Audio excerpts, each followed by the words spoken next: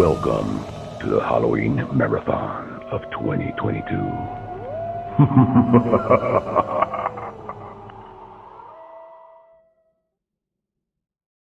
The PlayStation 2, much like the PlayStation 1, had a vast library.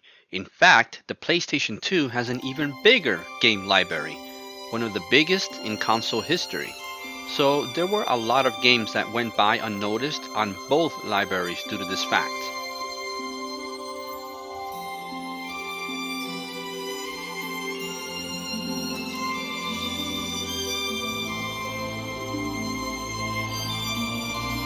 GrimGrimoire is one of those titles. It was released only on the PlayStation 2 all the way back in 2007. It was developed by Vanillaware and published by Nippon Ichi Software. The game is a 2D real-time strategy game. The best way that I can describe it is it's basically like League of Legends, but on a 2D playing field.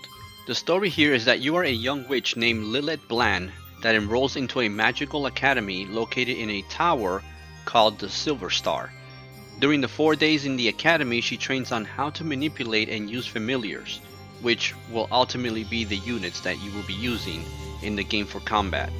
So basically the first 4 days are like the tutorial of the game, showing you how the controls work and what the units do.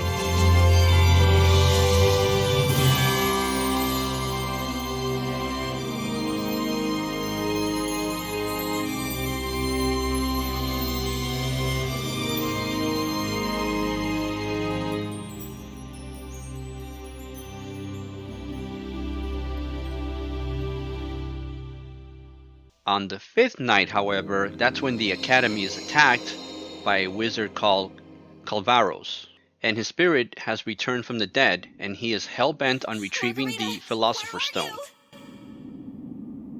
She had done well, but she's no longer here. Well, you're the last human in my tower. You're... A pitiful ghost who's lost his way. A wreck of a man once called the Archmage. By the way, a lot of people automatically assume that the Philosopher's Stone was ripped off from the pages of Harry Potter. That is so incorrect. The Philosopher's Stone is actually an old myth, where it is believed that a stone created through alchemy is able to turn things such as lead to gold and can even grant immortality. Turns out that throughout the centuries, it was the greatest myth in the alchemy world, and many people wasted their lives away searching for that mystic chemical element. Oh, what am I doing? I'm sorry. I digress. Let's get back to the game. So the wizard kills all the other teachers in the academy, and it now falls upon you to stop him from obtaining the Philosopher's Stone. And this right here is where the game truly starts.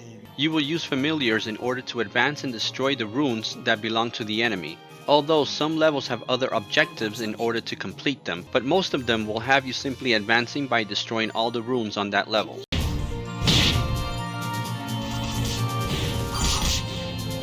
In contrast, you will have to defend your runes from attacks as well. Familiars are broken up into 4 categories. Just like with all other real-time strategy games, depending on what units and categories you choose, each of them come with specific strengths and weaknesses.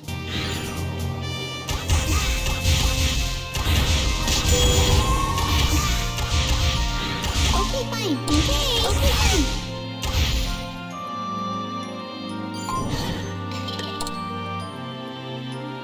Okay, fine.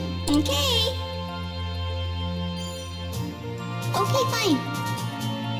Okay, fine. The stages and the overall pacing is just right, without you feeling too overwhelmed as you order units around the battlefield. As with this type of game, you will have to be quick on your reflexes and compensate for weaknesses in your line of defense. Wow, someone likes big butts and I cannot lie. You will have units that are better on offense, you will have units that are better on defense, and you can also place these objects called a talisman. These are basically like defense towers, and you can place them in certain places in the map or the level in order to act as a defense point.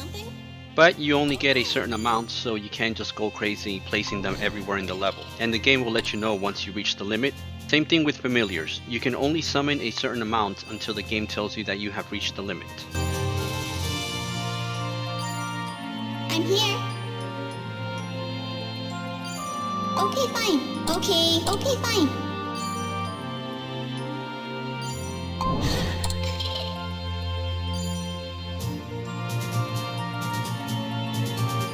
You want something?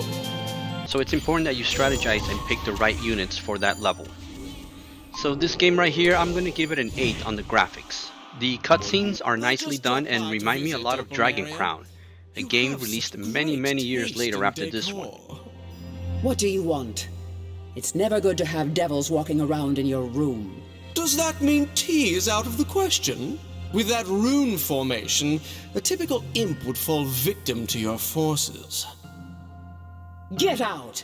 If it wasn't for Sir Gamel, I would have purged you a long time ago. The color and the overall setting for the game go well with this theme of witches and magic. The graphics are not gonna blow you out of the water because they don't have to. This one is more about the gameplay experience. But don't get me wrong, the graphics are very nice. Speaking of which, gameplay, it's gonna get a 7. It's a real-time strategy game, as long as you know what you're getting into. I think you won't find an issue with this one. The control scheme is very well implemented, and the ability to control multiple familiars at once comes off as being much more simple than I had anticipated. My lord. Overall, I will give this one an 8 on the Halloween meter. The characters are interesting, and if they feel that they belong in Hogwarts, that's expected. The developers used the Harry Potter books as inspiration for this game. I mean, come on, Gameldor? It's like they weren't even trying to hide their admiration. Appearance-wise, there is someone... Now, let's begin. Today I'll teach you magic. This game did not sell well at its initial run back in the day, but it's being re-released here in the States next year. If you like real-time strategy games, it's not a bad option. Give it a try. Now, join me tomorrow when I will be going back to the 16-bit era again. This time I'm going to be taking a look at a game that I used to love playing, but unfortunately I never took full advantage of it because I was missing one specific accessory. Stay tuned. My lord, I swear by my soul. It's way past time. Where's Partito? Margarita, go ahead. I'm right behind you. Hurry! I guess I have no choice.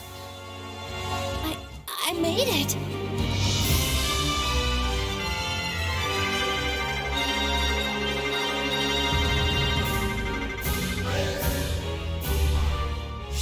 Ha ha ha ha ha ha!